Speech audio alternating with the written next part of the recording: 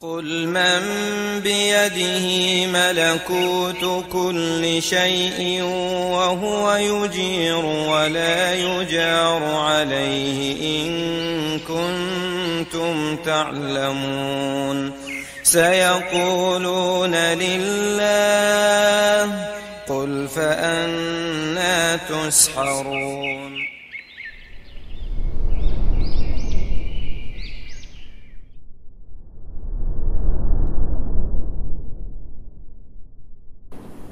Assalamualaikum warahmatullahi wabarakatuh.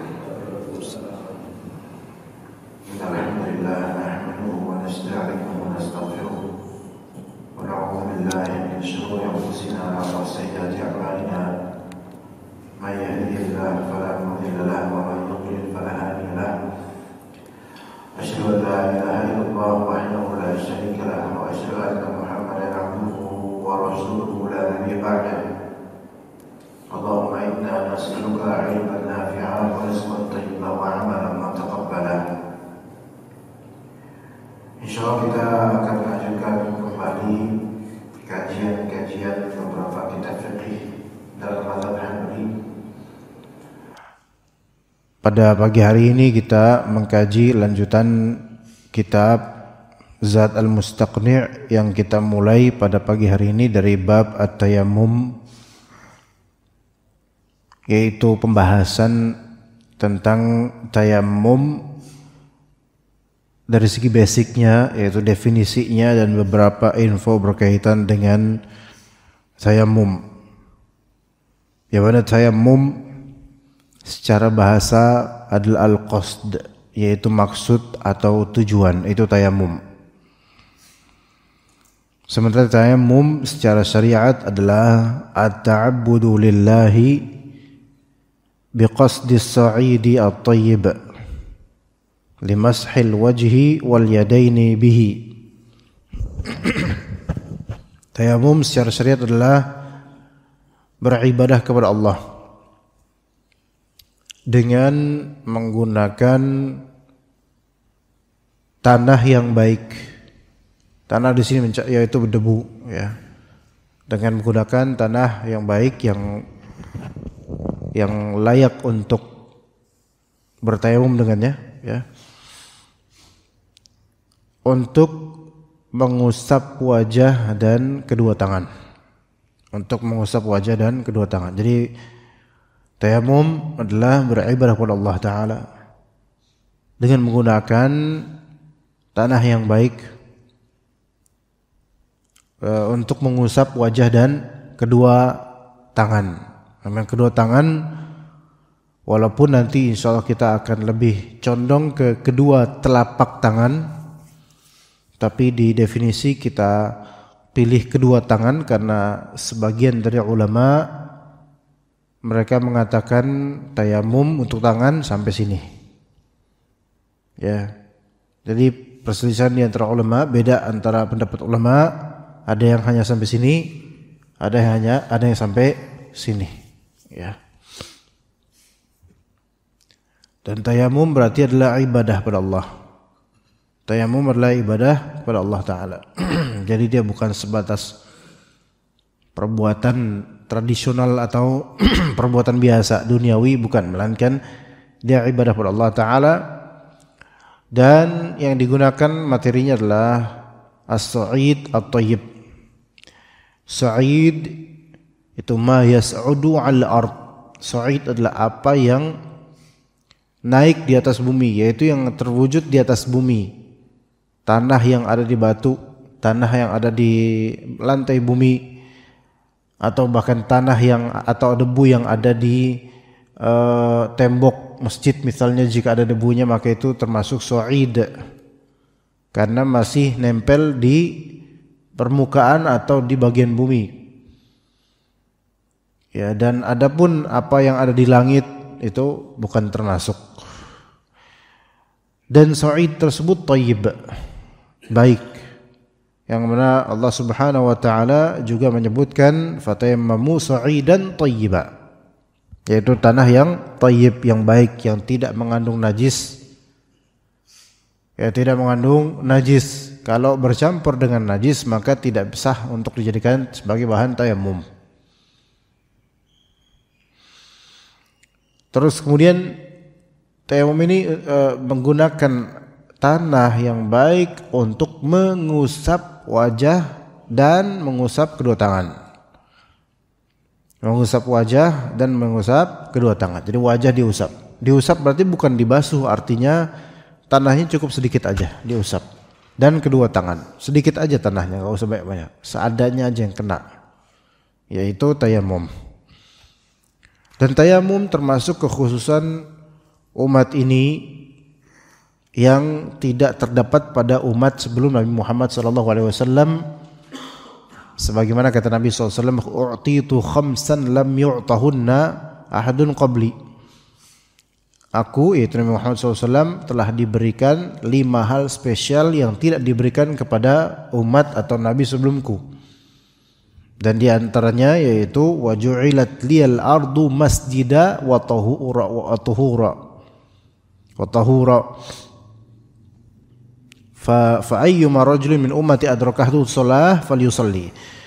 Di antara kekhususan umat ini atau umat Nabi Muhammad SAW yang tidak ada sebelumnya, bahwasanya bumi ini dijadikan tempat salat seluruhnya dan juga zatnya bisa mensucikan.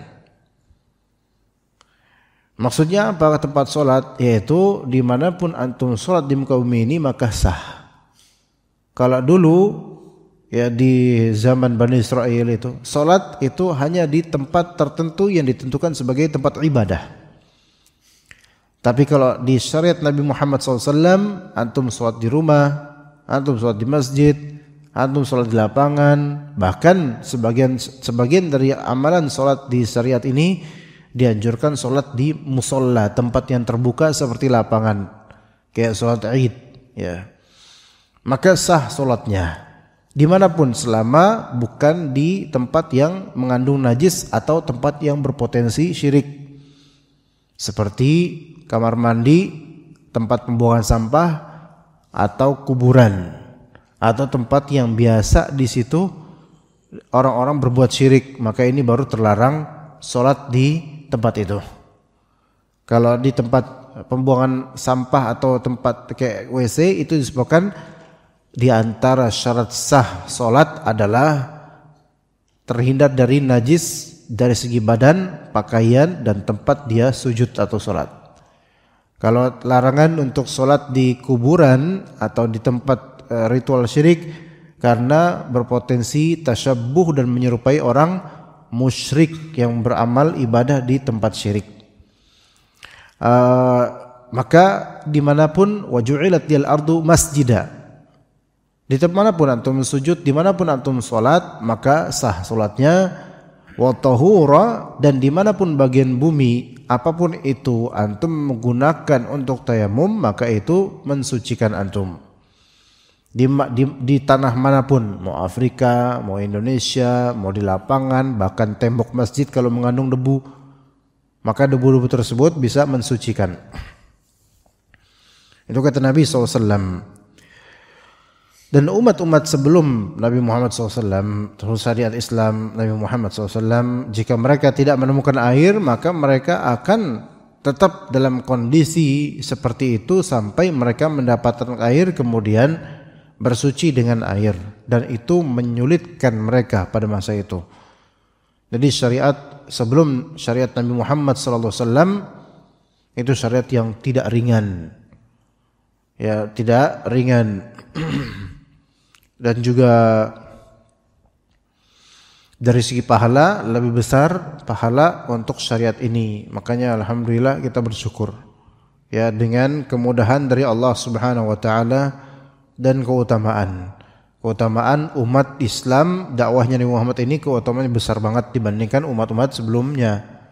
Selain kuantiti lebih banyak daripada Bani Israel, pahalanya lebih banyak dan amalannya itu lebih ringkas dibandingkan dengan amalan di syariat Bani Israel. Jadi bersyukur. Kemudian sebab turunnya ayat tayamum. Sebab turunnya ayat tayamum adalah sesuatu yang yang mungkin tidak diprediksikan oleh kita semua atau oleh siapapun awalnya. Sebab turunnya ayat tayamum, syariat tayamum adalah ya hilangnya kalung Aisyah radhiyallahu anha. Hilangnya kalung Aisyah radhiyallahu anha. Perhiasan beliau hilang ketika sedang safar bersama Nabi SAW dan para sahabat.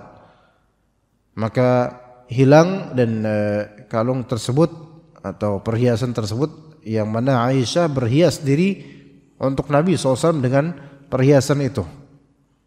Ya, dan dikatakan bahwasanya kalung tersebut termasuk kalung pinjaman. Ketika hilang maka itu cukup merepotkan banyak orang, banyak sahabat untuk mencari kalung itu di malam hari pula hilangnya.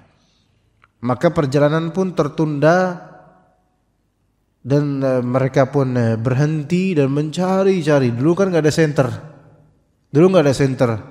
Udah gitu di padang pasir pula.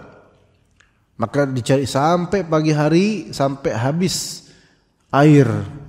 Nggak ada air lagi buat wudu, buat ini, buat itu.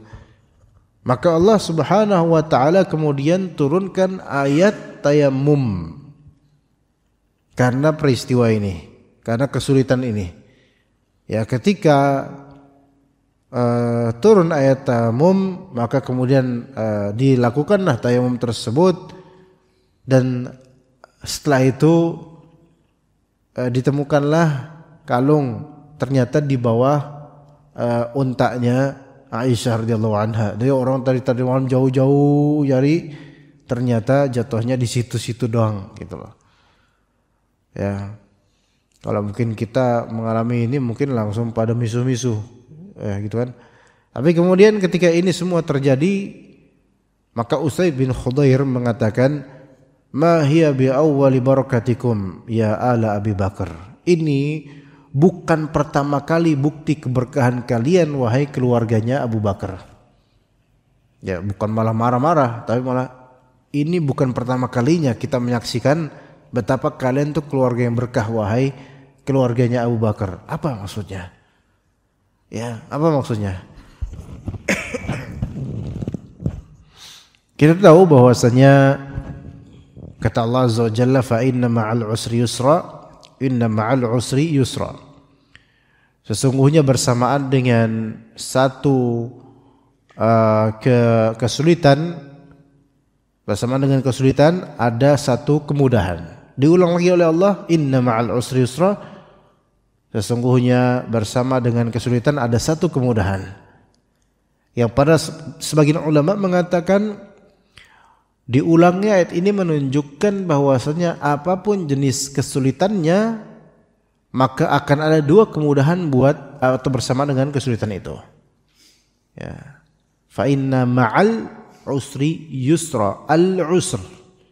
Al-usr dengan dia al. Kemudian yusr tanpa al, berarti yusr menunjukkan satu.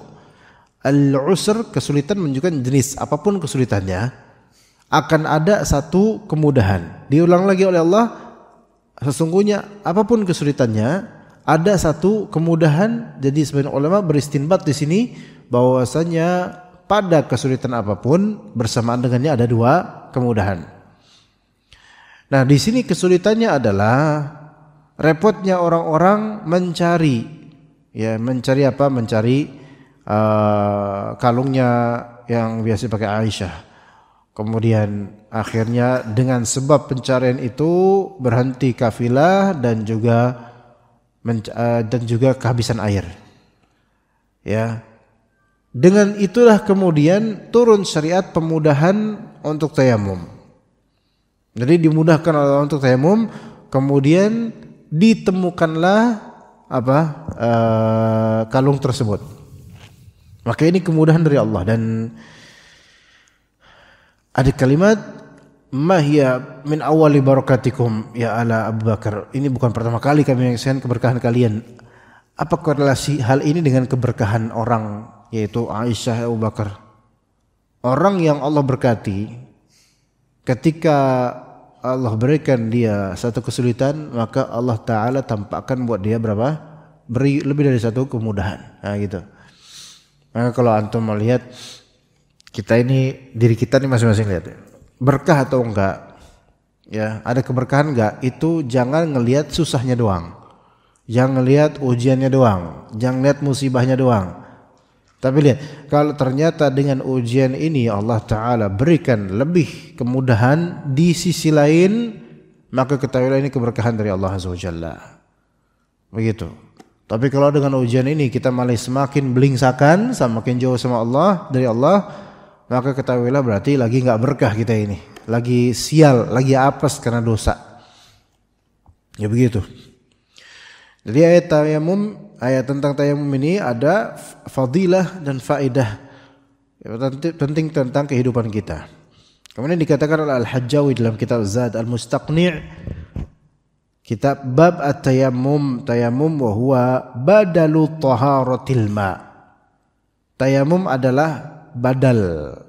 Badal itu substitute, badal itu pengganti. Namanya pengganti berarti bukan pemilik peran awal, bukan asal, bukan pemain pertama.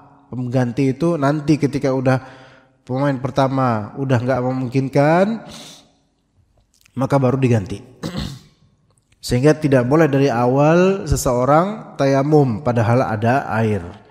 Asalnya, aslu taharah, asalnya, awalnya taharah adalah dengan air, baik untuk wudu atau untuk mandi junub. Untuk menghilangkan hadas dengan air, itu asal, awal. Adapun tayamum, maka ini hanya sebagai pengganti, badal, bukan sebagai asal. Kata Allah Azza wa Jalla, "Falam tajidu ma'an fatayammamu." Ketika kalian tidak menemukan air atau tidak bisa menggunakan air, maka bertayamumlah kalian. Ini menunjukkan bahwasanya tayamum itu adalah badal, menggunakan air adalah asal. Pengganti adalah tayamum. Hukum asalnya harusnya apa? Pakai air. Nah, maka tidak mungkin mengamalkan substitut atau badal pengganti dengan keberadaan asalnya, dengan keberadaan yang basic.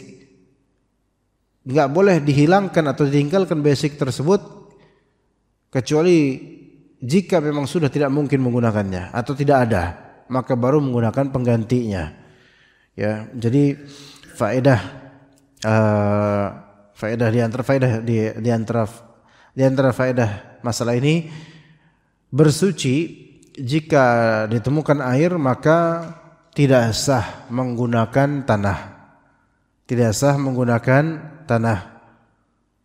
Baik itu untuk mandi junub, mandi haid, mandi nifas, atau untuk berwudu, baik wajib maupun sunnah. Dalam sebuah hadis, dalilnya dalam sebuah hadis Imran bin Husain yang cukup panjang, ada seseorang yang junub dan tidak dapat air, maka kata Nabi SAW, "Alaika bis-sa'id fa innahu yakfik." Ya udah, kamu pakai tanah aja, pakai debu aja, itu sudah cukup buat kamu. Ketika air ada, ternyata Nabi kemudian mengubah kalimatnya, "Khudh hadza wa afrighu 'alaik." Ambil ini air dan sebarkanlah ke tubuhmu, yaitu untuk mandi junub. Ini menunjukkan bahwasanya ketika ada air maka tayamum itu enggak boleh. Ketika ada air maka tayamum itu tidak boleh. Dan kata Nabi SAW di hadis lain, "As-sa'idut thayyibu wudu'ul muslim." Tanah yang suci, yang baik, itu adalah wudu'nya muslim. Wa illam yajidil ma'a 10 sinin. Walaupun dia tidak menemukan air sampai 10 tahun, dia tayamum terus. Tapi kalau enggak ada air memang selama 10 tahun. Fa idza wajadal ma' falyattaqillaha wal yumissahu basyaratah. Kalau misal dia menemukan air, maka bertakwalah dia kepada Allah dan lakukanlah atau sebarkanlah ke kulitnya, yaitu untuk wudu atau mandi junub dengan air.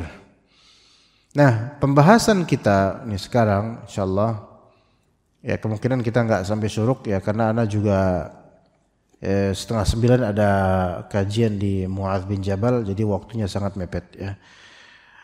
Pembahasan kemudian ending pembahasan kita pagi hari ini, apakah tayammum rafi' lil hadath atau mubih lil amal? Ya, ini pembahasan yang penting, pembahasan ini penting dan diperselisihkan oleh para ulama atau fuqaha. Tayammum itu rafi' lil hadath atau mubih lil amal?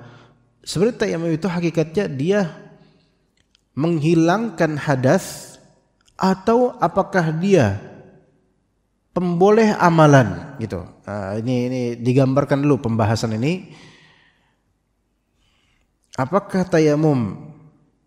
Jadi ulama berbeda pendapat. Sebenarnya tayamum itu dia ngilangin hadas nggak sih gitu loh? Atau dia hanya sebatas pembolehan untuk beramal saja, gitu? Kan kalau wudu atau mandi junub itu kan hakikatnya ngilangin hadas, itu jelas menghilangkan hadas. Jadi misal seseorang dia BAB, berarti kan batal wudunya. Nah, terus dia wudu pakai air. Nah, wudunya dia pakai air berarti membuat hadas kecil, yaitu tadi BAB itu hadasnya hilang. Hadas kan sifat yang ada di tubuh seorang hamba yang mencegah dia untuk bisa melakukan amalan yang mewajibkan suci, yaitu seperti sholat, tawaf, ya, atau megang mushaf. Itu hadas tuh yang ada. Hadas itu sifat, kategori atau status di tubuh. Kalau misalnya masih berpunya hadas, maka tidak sah amal ini. Ada hadas kecil, ada hadas besar. Maka kemudian dia wudu jelas menghilangkan hadas. Atau seorang junub, lalu dia mandi junub dengan niatan mandi junub, maka hilang hadasnya. Ini jelas. Tapi kondisinya sekarang air nggak ada, ya udah pakai tanah. Oke, kalau pakai tanah tayamum, ini tayamum sama nggak menghilangkan hadas seperti wudu dan mandi junub? Atau dia sebatas mubih lil amal, yaitu yang tayamum itu sebatas pembolehan untuk beramal. Ya, pembolehan untuk beramal, mubih lil amal. Jadi apakah tayamum hakikatnya menghilangkan hadas sehingga statusnya udah suci, hadasnya hilang hanya dengan tayamum? Tadinya junub, gara-gara tayamum hilang junubnya. Tadinya berhadas kecil karena BAB, gara-gara tayamum hilang status junub, status berhadasnya. Atau tayamum itu sebatas sebagai pembolehan supaya antum bisa sholat, tapi cuma pembolehan aja, hadasnya masih belum hilang. Nah, ini dua pendapat di antara ulama. Sebagian ulama mengatakan bahwasanya tayamum itu menghilangkan hadas. Ini pendapat pertama. Pendapat kedua, bahwasanya tayamum itu hanya sebatas mubih, yaitu membolehkan beramal yang mengharuskan kesucian. Ya, ini pembahasan para ulama dari dulu sampai sekarang membahasnya dan menjadi perselisihan, dan banyak sekali cabang-cabang permasalahan di bawah pembahasan ini. Banyak sekali, ya. Jadi apakah tayamum itu menghilangkan hadas atau tidak menghilangkan hadas tapi membolehkan saja?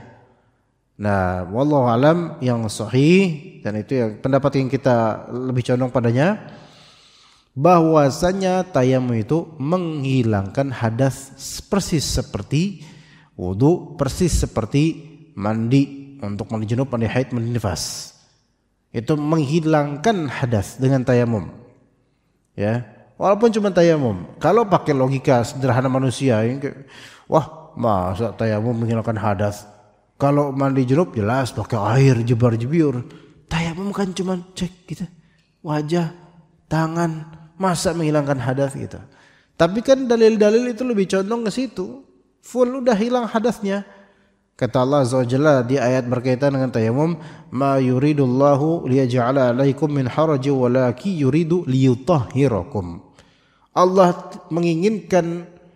Ta'ala tidak menginginkan untuk mempersulit kalian, melainkan Allah menginginkan agar mensucikan kalian. Ini di ayat tayamum, berarti tayamum itu membuat orang jadi suci.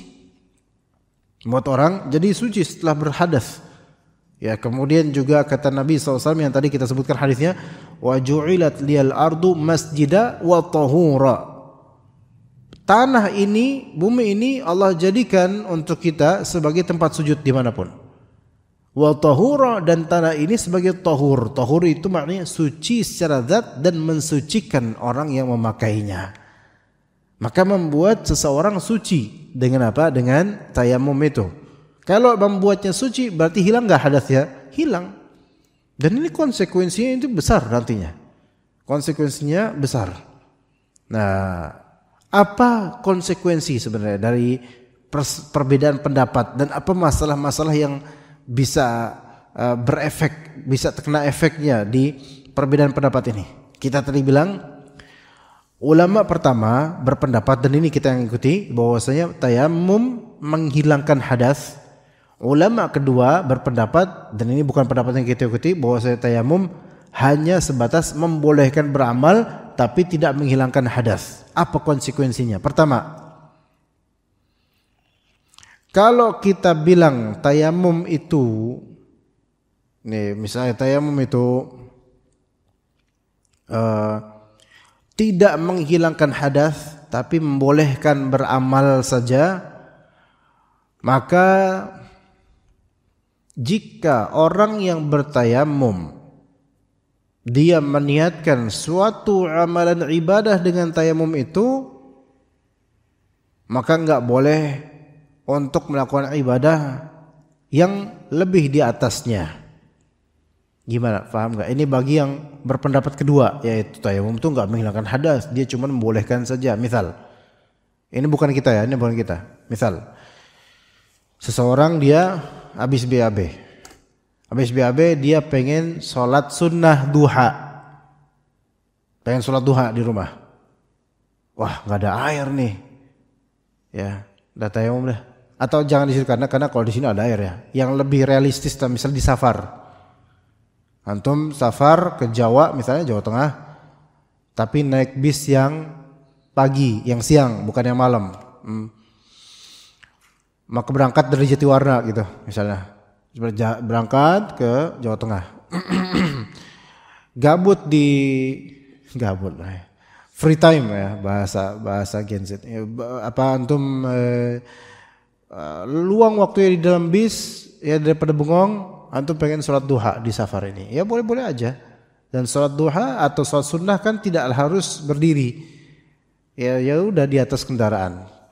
Maka tapi qadarullah ini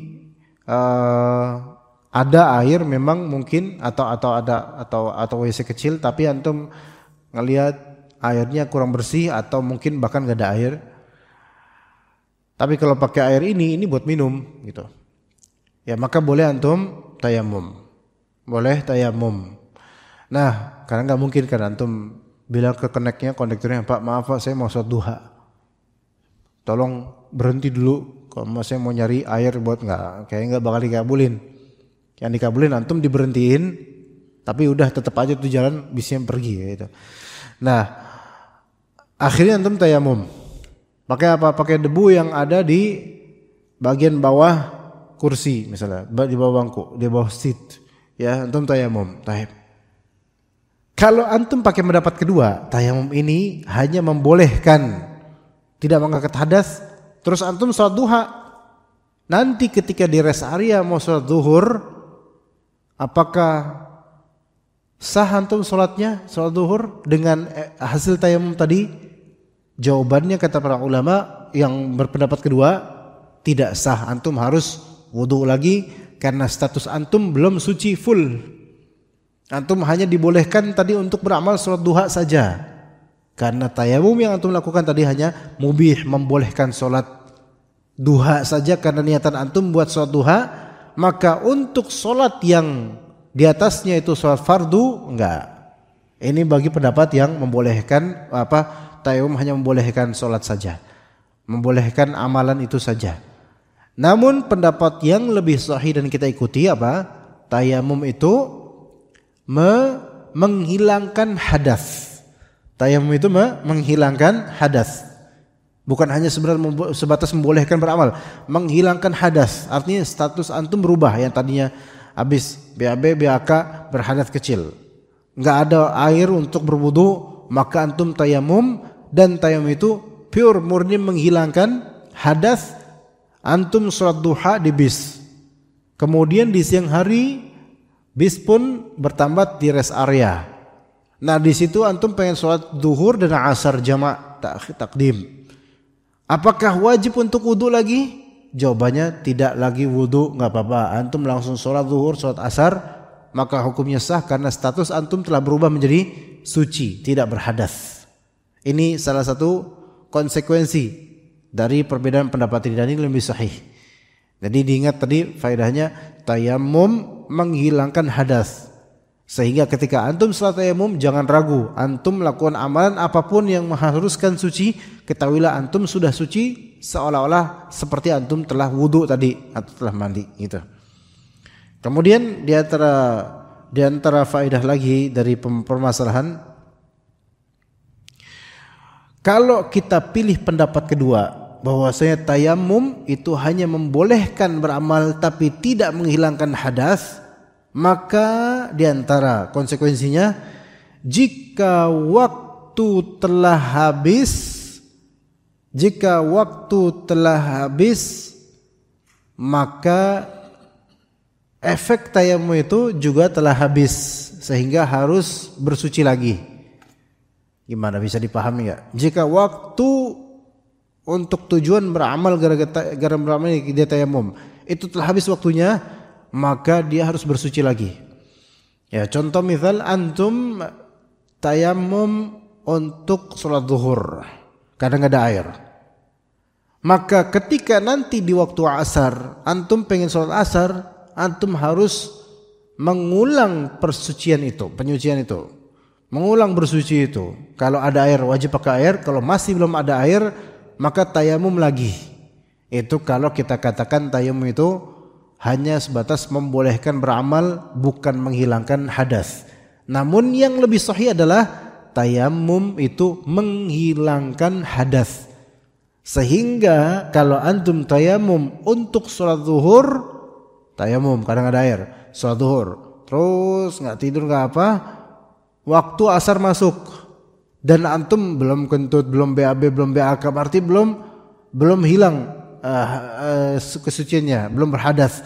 Maka boleh nggak tanpa tayamum, tanpa wudu bahkan untuk sholat asar? Jawabannya boleh, antum langsung sholat asar karena status antum setelah tayamum tadi statusnya adalah sudah suci. Selama belum berhadas maka tidak wajib untuk wudu dan atau tayamum. Kemudian itu untuk mengikuti pendapat yang lebih sahih, yaitu bahwa saya tayamum menghilangkan hadas. Taib. Faedah berikutnya dari permasalahan bahwasanya jika kita katakan tayamum itu hanya membolehkan, maka berarti harus disyaratkan ketika tayamum dia mau apa gitu, mau beramal apa. Misal saya tayamum karena saya pengen sholat duha, maka berarti itu niatan dia tayamumnya. Saya tayamum karena saya tadi junub dan saya pengen sholat subuh nggak ada air, maka disitulah dia niatannya. Nah ini kalau membolehkan ya, jadi harus dengan adanya niatan, dan syaratnya apa, niatannya untuk apa. Jam 3 pagi bangun, nyari air nggak ada dan nggak ada air di mana-mana, tapi pengen sholat tahajud. Tadi kan tidur ya, berarti berhadas kan, berhadas. Tapi kemudian ditayamum untuk tahajud. Oke. Jadi ada niatan buat tahajud. Nah, masuk waktu subuh. Waktu buat tahajud selesai. Dia mau sholat sunnah qobliyah dan sholat subuh. Maka dia harus apa? Ngulang tayamum karena waktu yang tadi sudah habis, dan ngulang juga tayamum karena apa? Karena dia mau sholat fardu. Dia kan tadi kan sholat sunnah tahajud. Maka kalau sholat sunnah saja tujuannya nggak bisa diangkat ke sholat fardu. Ini bagi yang mengatakan tayamum itu membolehkan. Tapi pendapat ini kan kita nggak ikuti. Yang lebih kita ikuti adalah bahwasanya pendapat apa? Tayamum itu menghilangkan hadas. Kalau pendapat tayamum menghilangkan hadas simple. Antum yang penting tayamum untuk menghilangkan hadas, maka semua hal mau dia sholat duha lah, mau dia sholat tahajud lah, mau dia sholat subuh lah, mau dia megang mushaf lah, mau dia tawaf lah, maka semua itu fix, gampang, selesai. Antum tinggal melakukannya. Yang penting antum sudah apa? Sudah tayamum. Pendapat ini yang lebih mudah dan juga yang lebih benar. Wallahu ta'ala alam. Jadi tayamum itu faedahnya hari ini kita belajar bahwa tayamum secara definisi, secara bahasa artinya tujuan, al-qasd. Adapun tayamum secara syariat adalah beribadah kepada Allah Ta'ala dengan apa? Dengan menggunakan tanah yang suci, tanah yang baik untuk mengusap wajah dan tangan. Kemudian tayamum dengan dalil-dalilnya menunjukkan disyariatkan khusus untuk syariat Nabi Muhammad SAW, dan itu pemurahan dari Allah, kekhususan untuk kita semua. Juga beberapa dalil tentang tayamum, dan ada pembahasan penting juga di akhir tadi bahwa tayamum itu yang lebih sahih dari dua pendapat ulama, tayamum itu menghilangkan hadas. Ya, karena sebagian ulama berpendapat tayamum itu tidak menghilangkan hadas, kata sebagian ulama, dan mungkin antum pernah dengar itu. Tapi pendapat yang menyatakan tayamum tidak menghilangkan hadas, hanya membolehkan beramal, kalau emang pegang pendapat itu, ya konsekuensinya banyak. Dari segi niatan harus persis apa yang mau dia tayamumin, tentang apa, terus waktunya, durasi bisa habis, dan seterusnya dari konsekuensi, yang mana wallahu alam pendapat yang lebih sahih dan lebih tepat adalah tayamum itu pure, murni menghilangkan hadas dan kholas. Antum free, antum mau beramal dengan amal apapun setelah itu, setelah tayamum itu. Ya, begitu. Wallahu taala alam. Ada pertanyaan enggak ikhwah bapak-bapak di sini sebelum kita selesai? Ada soalan? Atau clear semuanya insyaallah? Ya, insyaallah clear. Dan pada esok hari kita akan membahas kitab Al-Kafi berkaitan dengan masalah salat dan juga azan. Wassallallahu ala nabiyina Muhammad wa ala alihi wa sahbihi ajma'in. Subhanakallahumma wa bihamdika asyhadu an la ilaha illa anta astaghfiruka wa atubu ilaik. Assalamualaikum warahmatullahi wabarakatuh.